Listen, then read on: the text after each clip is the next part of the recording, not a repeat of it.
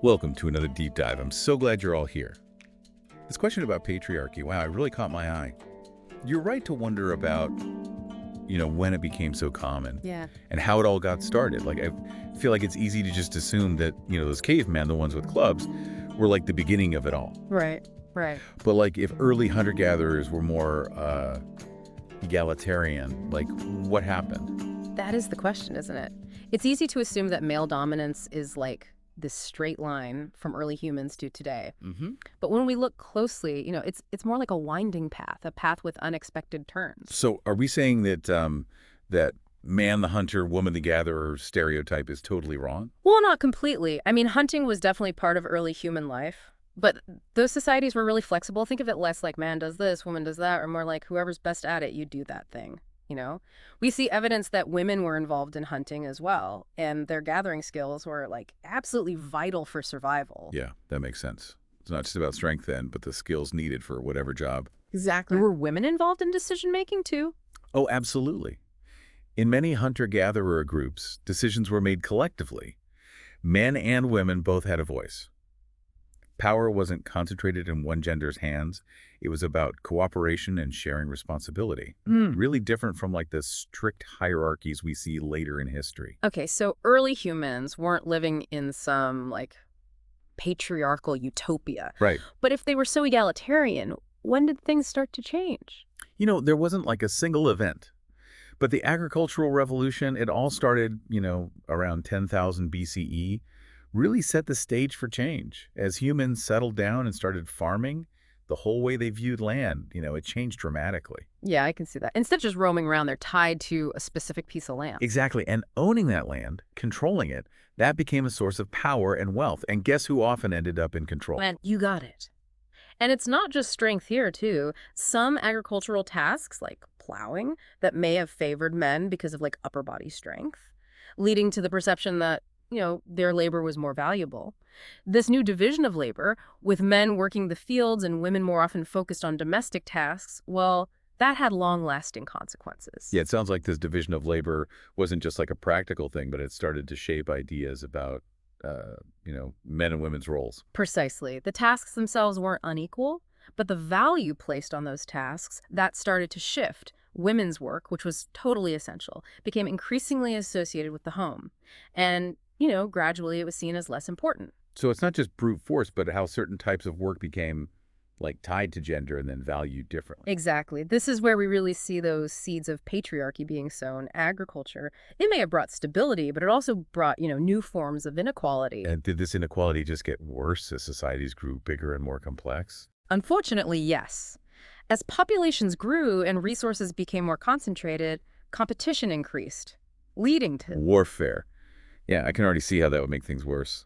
You're right. Warfare, it becomes this defining feature of many early societies, and it's not a coincidence that it goes hand in hand with, the rise of male dominance. But why is that? Was it just men being physically stronger? I mean, strength played a part, yeah. But warfare also created this culture where certain, masculine traits, strength, aggression, strategic thinking, those were all highly valued. And who is in the best position to lead armies and to, benefit from the spoils of war? Man, again, so the skills you need for warfare, they become linked to power. Yes. And I imagine this also changed how people thought about inheritance and lineage, right? Absolutely. In a world that's full of conflict, establishing a clear line of inheritance, it's crucial. And this often translated to a big focus on paternity and lineage, control of resources, inheritance, even women's reproductive capacity, It all ties back to solidifying male power in these patriarchal structures. Okay, so agriculture kind of laid the groundwork and warfare reinforced those patriarchal tendencies. Yeah. I'm curious about the inheritance practices themselves. Like, how did they contribute? Did different societies approach this differently? They did. And this is where the idea of patrilineal versus matrilineal descent becomes crucial. Patrilineal descent, that's where, lineage and inheritance are traced through the male line. That became super common in these agricultural societies. It really just cemented that male control over property and resources, made sure that, wealth and power stayed within those male-dominated families. Look, that's a double whammy then. Men are already controlling the resources, and then they make sure that those resources are passed down through their line. So it just keeps reinforcing their power over and over again. Precisely. A self-perpetuating cycle, really hard to break. But it's important to remember that, not every society followed this model. Some, like the Iroquois Confederacy, remember them, they practiced matrilineal descent. So lineage and inheritance, it all went through the female line. Right. You mentioned they had some pretty powerful women in their society. Yeah. Did that matrilineal descent, did that mean women had all the power? Like, was it a true matriarchy? Not necessarily. While matrilineal societies often gave women more influence and control, it's not quite the same as a matriarchy where, women hold all the power. True matriarchies, they're actually pretty rare in the historical record. Okay, so it's more nuanced than just flipping the script. It's about understanding how those different societies structured their families and power dynamics. And speaking of power dynamics, I'm curious about the role of religion in all of this. How did religious beliefs and practices, how do they affect these patriarchal structures? Religion, oh, it played a huge role. Often it served to justify and reinforce those inequalities we've been talking about.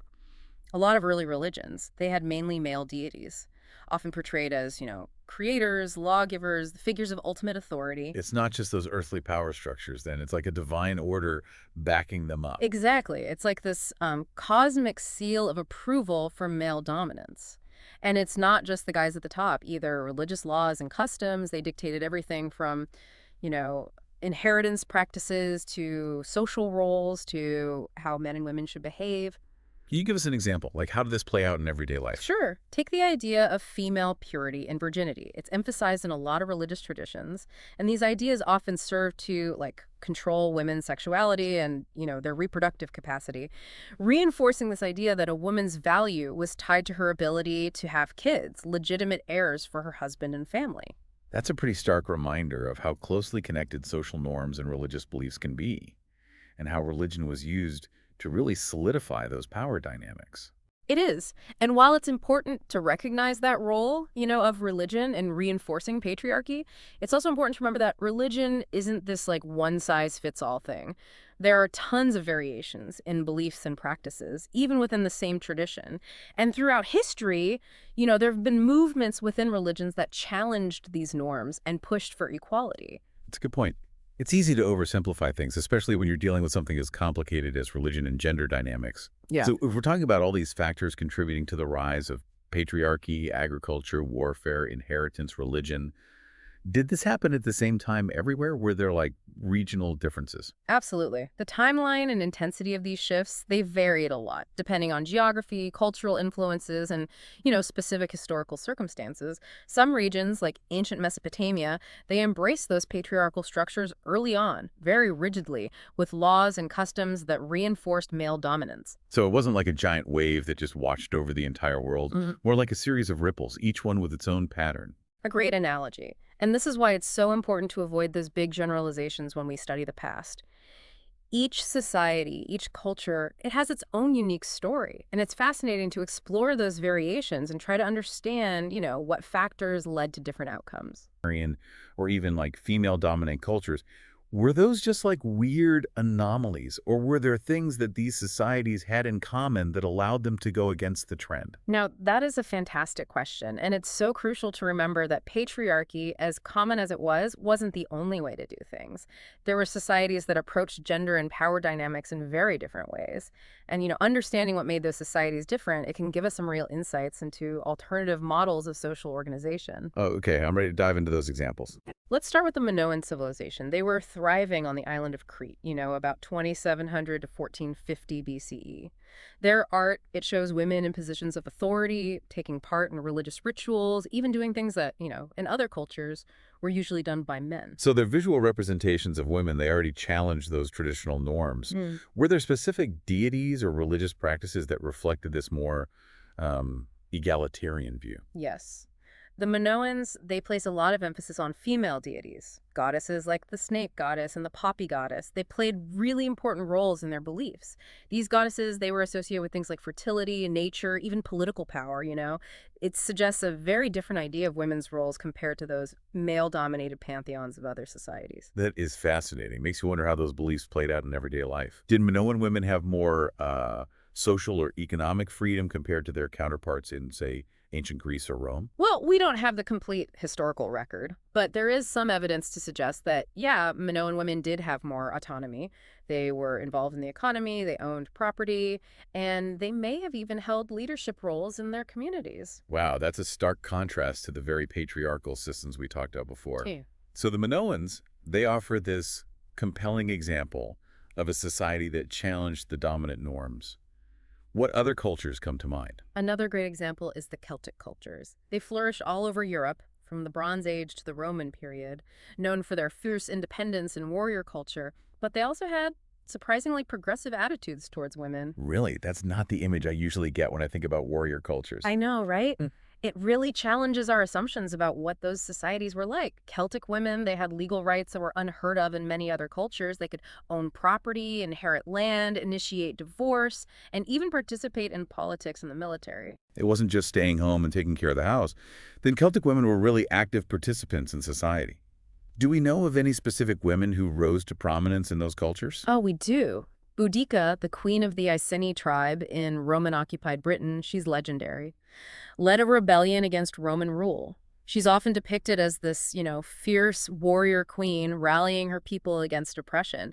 Her story shows us that women could and did hold positions of power in Celtic society. Incredible. It's like a real-life Wonder Woman defying those expectations about women's roles in warrior cultures. Yeah.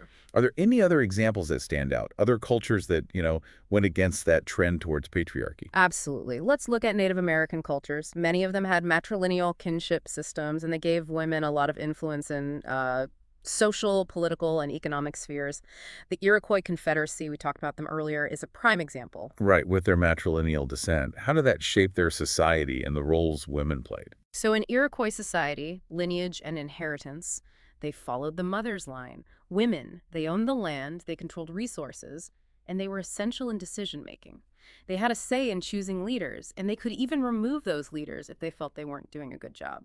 Wow, that's a level of political power that, many women in patriarchal societies could only dream of. It really challenges that idea that male dominance was inevitable. It does, and it reminds us that there's no one right way to organize a society. Yeah.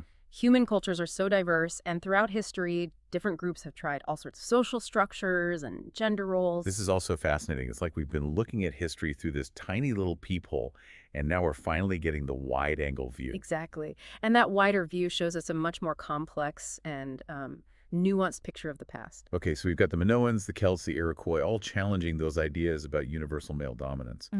Are there any other societies we should talk about? I'm curious to see if there are any common threads that run through these egalitarian cultures. Well, let's take a look at ancient Egypt.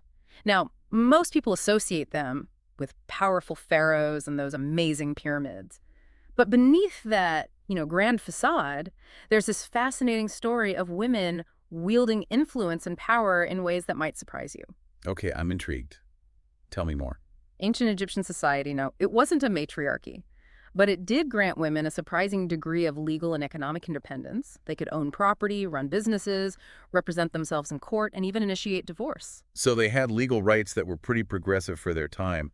Were there any prominent women who really embody this? Absolutely. We can't forget those female pharaohs like Hatshepsut and Cleopatra. They ruled Egypt with, power and authority. They left their mark on history. Their reigns challenged that idea that leadership was only for men. It's incredible to think that thousands of years ago, women were leading entire nations, while other societies were still stuck in those patriarchal systems. It really highlights the diversity of human experience and the potential for other models of leadership. Precisely. And it's important to remember that even in societies where patriarchy was the norm, women weren't just sitting around passively. They found ways to exercise agency and influence, within those constraints. They were entrepreneurs, healers, artists, advisors, and as we've seen, sometimes even rulers. So it's not about pretending everything was perfect in the past, but it is about recognizing that women were always navigating those systems, finding ways to be heard to shape their own destinies. Exactly. That resilience, that ingenuity, that's a crucial part of the story. It shows us that history isn't just about oppression. It's also about the human spirit, our ability to adapt, to innovate, and to strive for something better. Okay, so we've come a long way. From those egalitarian hunter-gatherer societies to the rise of patriarchy with all of its complexities. And we've seen these amazing examples that, challenge our assumptions about gender and power. But what does this all mean for us today? How can understanding the history of patriarchy help us deal with the challenges we face in the 21st century? That's the million-dollar question, isn't it? And it's one that we'll tackle as we wrap up our deep dive. Okay, so we've talked about a lot in this deep dive. Yeah. From all those, egalitarian hunter-gatherers to the rise of all this patriarchy stuff and those cultures that, like, bucked the trend. That was fascinating. It's amazing to see how different human societies have been. But now I'm thinking, like, what does all this mean for us today? That's the big question, right? I mean, we've been digging into the past, but those ancient changes, towards male dominance, they didn't just disappear. They've shaped our world in ways we might not even see. So we're still dealing with the leftovers of those old norms and customs, even today. Exactly. Think of it like this. Imagine those early patriarchal structures as a foundation. Over time, we've built new layers on top of it. Laws, institutions, cultural norms. But that foundation, it's still there, and it's influencing everything that comes after. Okay, yeah, I see what you mean. It's like we're trying to build this modern, egalitarian skyscraper, but we're building it on top of this old patriarchal foundation. That's got to create some problems. Perfect analogy. And those problems, they show up everywhere. Gender roles, economic disparities, power dynamics in relationships, even how we raise our kids. So if patriarchy is, like, baked into our history and culture, does that mean we're stuck with it? Are we just doomed to repeat these patterns forever? Not at all. I mean, that's why understanding history is so important. By seeing those patterns, those echoes of the past, we can start to, challenge them. And then we can create a more equitable future. It's not about blaming the past. It's about using that knowledge to make things better. Okay, that's a much better way to think about it. But how do we actually do that? Where do we even begin to, like, untangle something so deep-rooted? I think it all starts with awareness, which is what we're doing right now. By understanding the historical forces that shape gender relations, well, we can start to see those unconscious biases and those systems that, keep inequality going. We can start asking questions like, why do we do things this way? And is this really working for us? So it's about education, having these conversations, and shedding light on those subtle ways that patriarchy is still around. But how do we move past just talking? How do we actually turn that awareness into action?